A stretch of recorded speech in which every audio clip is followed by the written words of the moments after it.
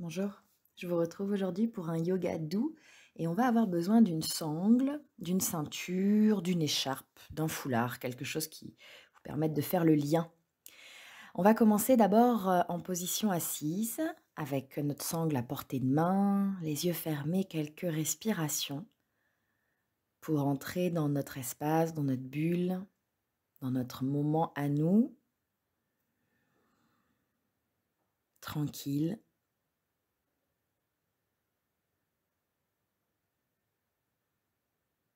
On essaye de relâcher les principales tensions.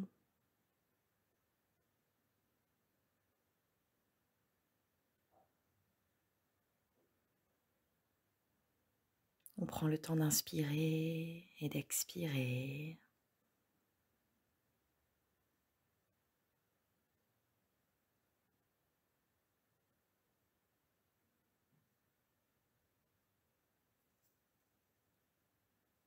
On atterrit tout simplement sur son tapis. Puis, de cette posture assise, on va venir s'allonger sur le dos. Alors, il nous faut absolument le support, la sangle, ce que vous aurez choisi à portée de main. Donc, sur le dos, les jambes repliées pour avoir les pieds sur le sol. Bien installé, on va venir attraper le genou droit avec les deux mains. Donc, genou droit plié sur la poitrine, on saisit le genou avec les mains, on presse un petit peu la jambe vers soi, contre soi, sans crisper le visage. Et ici, on va bouger, alors vous ne le voyez pas sur la vidéo, on va bouger la cheville droite. Donc tout simple, on fait des petits cercles avec la cheville droite, histoire de délier cette cheville, de délier le bas du corps. On pourrait jouer aussi un petit peu avec les orteils.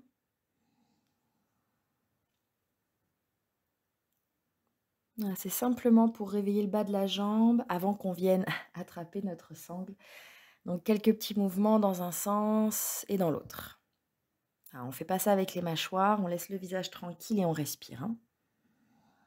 Et puis on vient chercher sa sangle et on va passer la sangle sous le pied. Et une fois que le pied est dans la sangle, je vais tendre la jambe vers le plafond. Donc ici, pas la peine, même si vous avez la souplesse, pas la peine de ramener la jambe trop proche de votre visage. Nous, on aimerait bien que la jambe elle soit à peu près à angle droit. Que avec vos mains et la sangle, vous fassiez la jonction jusqu'au pied, sans que ça crée de tension au niveau des trapèzes, au niveau des épaules, des muscles du dos. Donc les bras vont être plutôt tendus et pas les coudes posés sur le sol, bras plutôt tendus et le pied qui cherche vers le plafond. Mais sans exagérer, et si c'est un petit peu intense, n'hésitez pas à mettre plus de mou, plus de distance entre vos mains et le pied. On a la sangle, c'est fait pour ça. Quelques respirations, tranquille ici. On peut sentir le dos, l'arrière de la jambe. Puis on va garder les deux morceaux de la sangle dans la main droite. On va tendre la jambe gauche et poser main gauche sur la cuisse gauche. Et on va laisser jambe droite s'ouvrir vers la droite, sur le côté. Alors moi, je me décale un tout petit peu parce qu'avec le canapé, j'avais pas la place. Donc je me décale un tout petit peu parce que je veux pas que ma jambe elle soit posée sur quelque chose en fait. Je la tiens cette jambe. Alors là vous avez le choix. Vous avez le choix de garder le bras complètement tendu, le bras droit, ou alors de poser en pliant le bras, de poser le coude sur le sol. Par contre, c'est important de garder la jambe en suspension. Donc la jambe elle n'est pas complètement relâchée. Elle n'est pas complètement molle, sinon elle va venir se poser sur la terre et la fesse gauche va se soulever complètement. Nous, on veut garder du poids dans la fesse gauche, sentir la jambe droite qui s'ouvre bien, mais garder un petit peu d'engagement dans nos jambes pour maîtriser l'amplitude de la posture. À nouveau, on respire.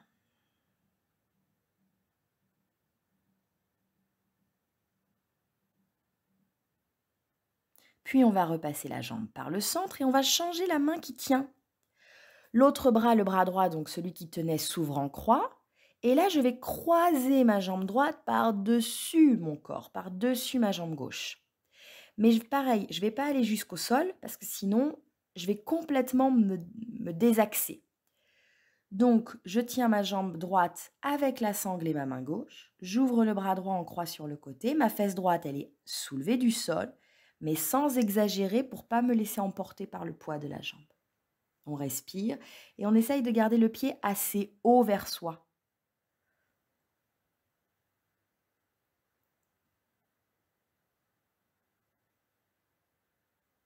Puis on inspire. On va repasser par le centre. Je vais pouvoir libérer complètement ma jambe droite. Donc j'enlève la sangle de dessous le pied. Je presse le genou un petit coup contre la poitrine et je pose mon pied droit sur le tapis, jambe droite pliée. Je replie ma jambe gauche, mes deux jambes sont pliées ensemble. Je garde la sangle sur moi, il n'y a pas de problème, elle ne me gêne pas. J'attrape le genou gauche avec les mains, je presse le genou gauche contre la poitrine. Et puis je viens tout doucement délier cette cheville gauche. Quelques petits mouvements.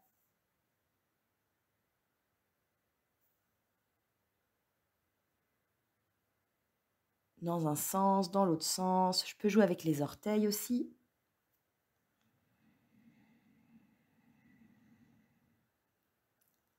Et puis on vient récupérer sa sangle. On passe le pied à l'intérieur de la sangle et on déploie la jambe pour l'instant vers le plafond. On ne cherche pas trop la complexité ici, on va juste monter le pied, la jambe à angle droit. Le pied pour l'instant, l'autre, le pied droit, reste à plat sur le sol et je tiens chaque extrémité, chaque bout, avec mes bras tendus dans chacune de mes mains. Le dos bien plaqué sur le sol.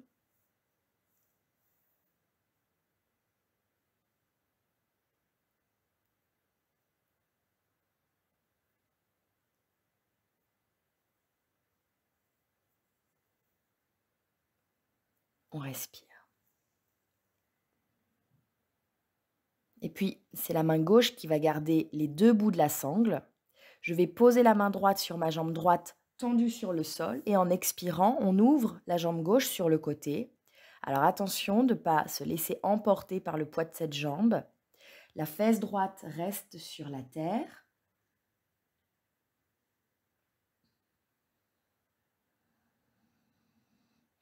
J'essaye de garder mon épaule et mon omoplate droite sur le sol pour pas me laisser embarquer avec cette jambe gauche. Le bras gauche sera plié, coude au sol ou tendu, c'est comme vous voulez. Essayez de voir ce qui vous permet de mieux maintenir cette jambe, de mieux la stabiliser.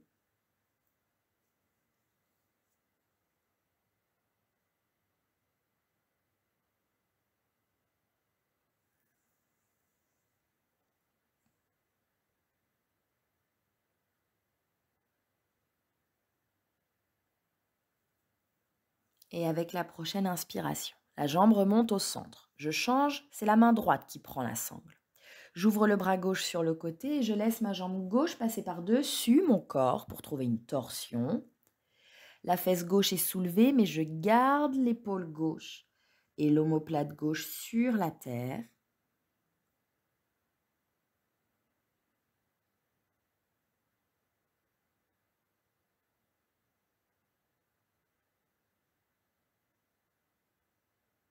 On respire tranquillement, sans se laisser embarquer, sans aller trop loin. On contrôle l'amplitude.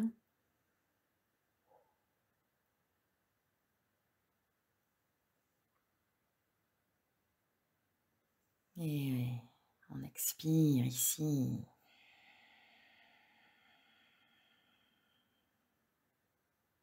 En inspirant, la jambe va repasser au centre.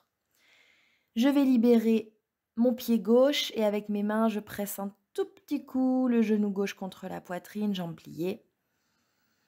Et je viens poser pied gauche sur le tapis et je redépose pied droit à côté de mon pied gauche. Je suis de nouveau sur le dos, jambes pliées. Je vais ramener mes genoux contre la poitrine pour faire passer mes deux pieds dans la sangle, les deux pieds. Puis, je vais développer mes deux jambes vers le plafond. Je tiens à nouveau avec mes bras tendus, un bout de la sangle dans chaque main. J'ai bien le dos sur la terre, les jambes à angle droit.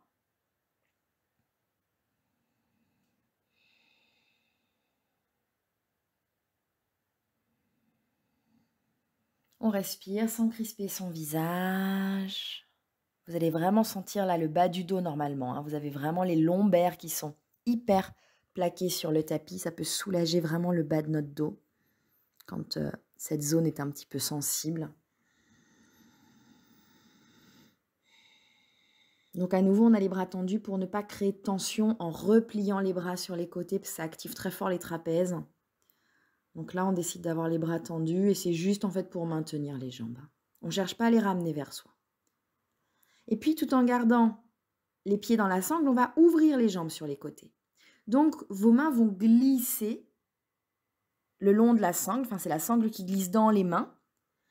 On va se retrouver avec les jambes bien écartées, bien ouvertes et la sangle toujours sous les pieds. On aura les bras pliés ou les bras tendus cette fois-ci. Ça dépend de votre souplesse.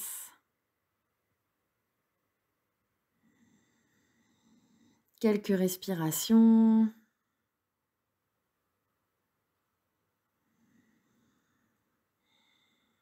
Alors ces pratiques-là, les deux qu'on vient de faire, elles sont très intéressantes. Elles existent assises hein, sur les fesses. Mais elles sont intéressantes ici quand justement on a tendance à avoir le dos qui s'arrondit beaucoup dans les flexions avant. Quand on fait Paschimottanasana ou quand on fait Upavista, là c'est la posture dans laquelle vous êtes. Quand on a le dos qui s'arrondit beaucoup, c'est intéressant de travailler allongé, comme ça le dos ne peut pas bouger. Et on travaille sur la souplesse de l'arrière des jambes ou ici, de l'intérieur des jambes. En maîtrisant la position de notre dos. Ça, c'est chouette.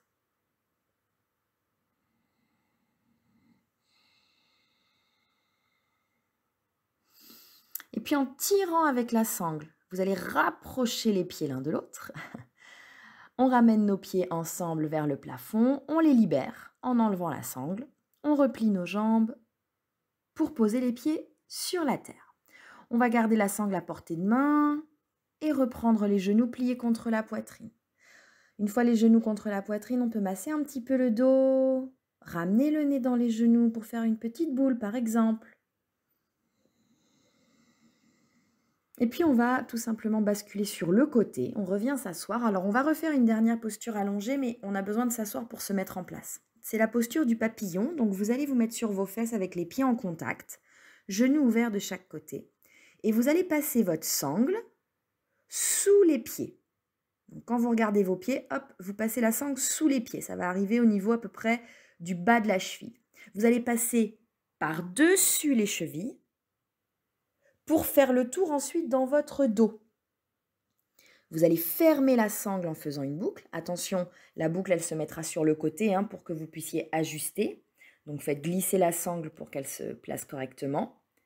Donc la boucle est sur le côté. Vous fermez votre sangle. Si c'est une écharpe, hop là, vous faites un nœud. Vous faites bien en sorte que la petite partie métallique ne soit pas en contact avec votre peau, parce que vous pouvez vous pincer. On essaye de rapprocher un petit peu les pieds du bassin, donc on ajuste la sangle pour que les pieds ne soient pas trop loin du bassin. Et une fois qu'on a ça, on vient se remettre sur le dos. On dépose les pieds sur la terre. Donc je rappelle, la sangle, elle est sous les pieds. Elle passe au-dessus des chevilles. Puis elle vient directement faire le tour dans le dos. Vous ne croisez pas la sangle. Hein.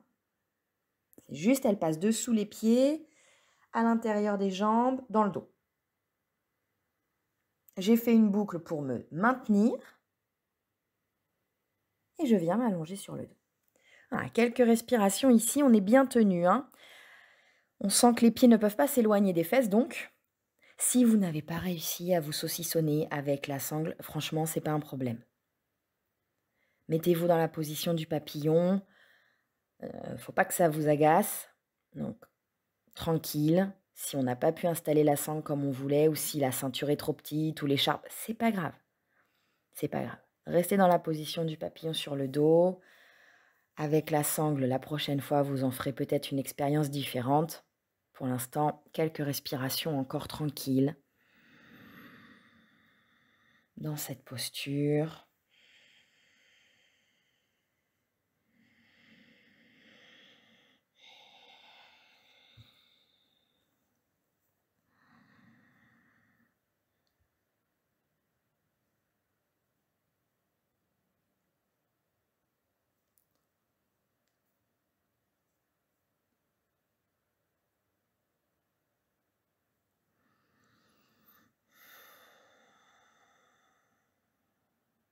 Détendez bien votre visage.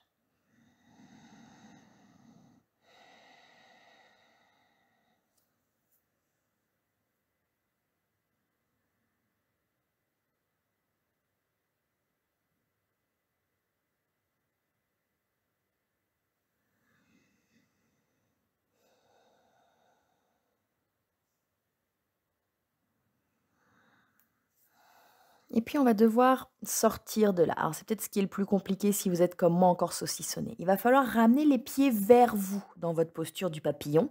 Donc, on décolle les pieds du sol pour les ramener à soi de manière à avoir accès à notre boucle, notre partie métallique.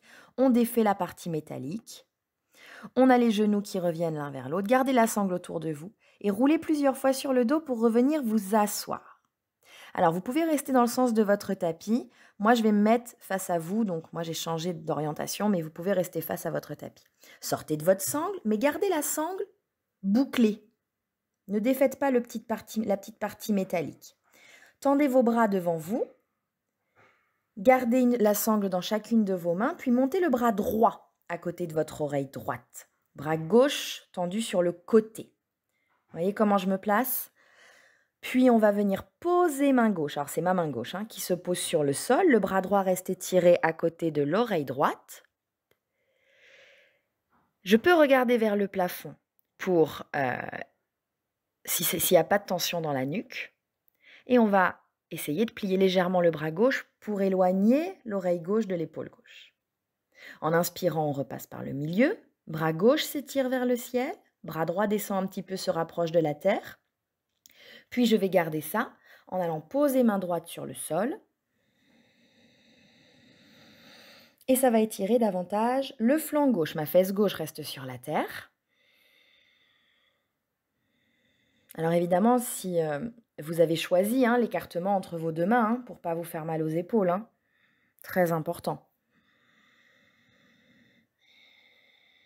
Je peux regarder vers le plafond à côté de mon bras gauche si la nuque le supporte. En inspirant, on repasse par le centre et je ramène mes bras devant. On va garder quasiment le même écartement qu'on avait là entre les mains. Et puis si on inspire, on va remonter les bras vers le ciel et on va tirer les bras vers l'arrière. Alors on fera sans doute pas un cercle complet, parce que pour les épaules, c'est très très très très très engageant. Mais je vais ouvrir la poitrine, pousser les omoplates vers le cœur, sentir cet étirement au niveau des pectoraux, au niveau des aisselles, au niveau des muscles de l'avant là, sous les clavicules, au niveau de votre gorge. Tenez votre nombril comme si vous vouliez que la peau du ventre rentre sous les côtes. Détendez votre visage, ouvrez toute la face avant du corps, ouvrez la poitrine. Expire. Et inspire, on revient face. On relâche notre sangle, on la pose sur le côté, on va en avoir encore besoin. On passe sur nos 4 pattes, avec les mains bien sous les épaules, genoux sous les hanches. Ici, on va creuser le dos et aller regarder vers le plafond. Quand on expire, on arrondit le dos, on relâche tête entre les bras. On inspire. On replace le dos bien droit et on va amener pied droit entre les mains. Puis avec mon petit lasso, je vais aller chercher mon pied gauche derrière. Alors ça, attention, c'est tout un exercice.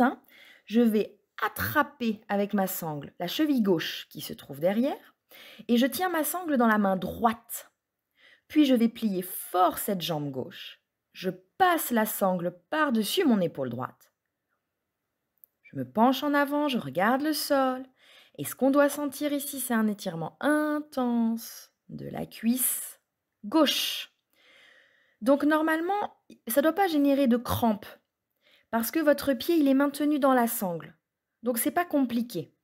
Ça ne doit pas venir faire crisper les ischio-jambiers à l'arrière de votre jambe gauche.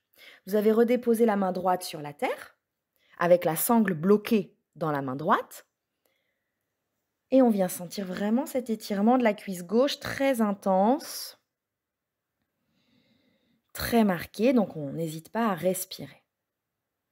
On va libérer ce côté. Donc mon bras droit repart vers l'arrière, le pied gauche se pose sur le sol, je redépose main droite au sol et en reculant pied droit, je suis à 4 pattes. On est OK ? On amène donc pied gauche entre les mains. On libère la sangle et avec mon petit lasso, hop, je vais venir chercher le deuxième pied, donc là c'est pied droit, qui va venir s'installer dans la sangle. Une fois que je tiens le pied, je plie en ramenant ma main gauche vers l'avant. Je plie la jambe droite. Le talon droit se rapproche de la fesse.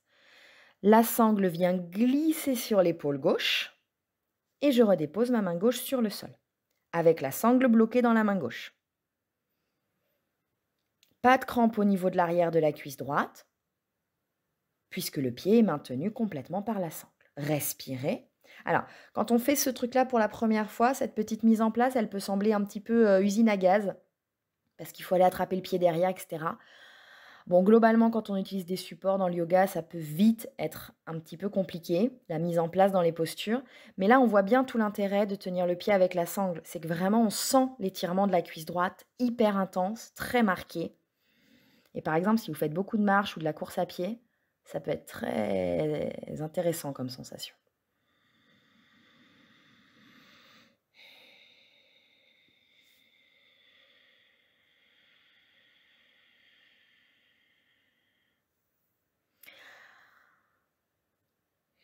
Ici, on va donc repasser le bras gauche par le plafond pour libérer notre jambe droite. Le pied droit se redépose sur le sol. J'ai mes jambes pliées les deux. Je suis dans une base à 4 pattes. J'enlève donc ma sangle de la jambe droite. Je la garde sur le côté. Je retrouve mon 4 pattes, les mains bien à plat sur le sol. On retrousse les orteils. On attend l'expire pour trouver un chien tête en bas. Soulève les genoux du sol. Pointe les fesses vers l'arrière et le plafond. Allonge le dos. Contracte les cuisses. Normalement, sur l'arrière des jambes, on est assez échauffé. Après, si ça tire trop, pédalez ou pliez vos deux genoux, il n'y a pas de problème. On ne reste pas très longtemps, hein, c'est juste pour une transition dans ce chien tête en bas. On va ensuite marcher nos pieds jusqu'à nos mains. Donc on avance, les pieds séparés, je relâche ma tête, les bras, le buste à nouveau. Hein, c'est toute la face arrière du corps ici qui s'ouvre, qui s'étire, qui se déploie.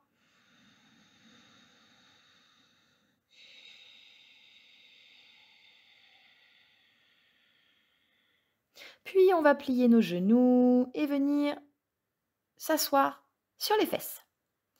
Donc je suis ici sur mes fesses, je vais reprendre ma sangle, toujours bouclée, hein, toujours bouclée. Si c'est une écharpe, vous gardez les deux bouts de l'écharpe noués ensemble. Je viens mettre mes deux pieds dans la sangle, un peu comme on a fait tout à l'heure. Je vais venir sur le dos et je vais déposer ma tête dans la sangle. Alors pas mon cou, hein, le bombé de la tête. Et voyez, ça me fait un espèce de petit... Je suis comme dans une petite boule, mais avec les pieds en fait qui vont permettre à ma tête de rester soulevée du sol. Les bras sont sur la terre, il n'y a pas de tension dans les bras. Ça va étirer la nuque et les muscles du haut du dos. Je reste comme ça dans une forme de suspension, on va dire. Les jambes légèrement pliées. Il y a vraiment cette idée d'équilibre et de balance qui se dessine entre les pieds, la tête, qui sont reliés par la sangle. Le bas du dos hyper nappé dans le sol. Respiration calme, c'est la dernière proposition avant la relax. Donc vraiment, profitez-en. D'ailleurs, si vous y êtes bien, vous pouvez y rester, même lorsque moi je vais m'installer en relax. Vous pouvez tout à fait rester dans cette posture encore un petit peu. Je pense à ceux qui ont des gros problèmes au niveau des cervicales ou au niveau des lombaires. Ça peut être très intéressant de faire durer cette posture un petit peu plus longtemps.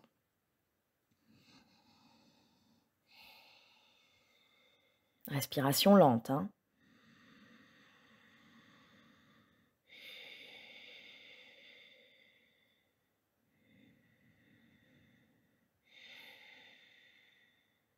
Donc soit vous déciderez de rester là, soit comme moi, vous allez libérer la tête, libérer les pieds, poser la sangle sur le côté et venir vous allonger complètement sur la terre. Mais peut-être que vous avez décidé de rester dans notre petite posture, tête soutenue avec la sangle. Si vous êtes allongé, relâchez tout.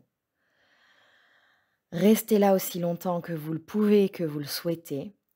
Si vous êtes resté avec la sangle sous la tête, n'oubliez pas qu'à un moment donné, il faudra venir s'immobiliser dans la relaxe pour au moins 1 minute ou 2 et quelques respirations tranquilles afin de ramener le corps dans sa neutralité, afin de ramener le corps à zéro. Et afin de terminer vraiment, en allant jusqu'au bout, afin de terminer cette pratique, moi je vous laisse ici. Je vous remercie de m'avoir suivi et je vous dis à très bientôt. Namasté.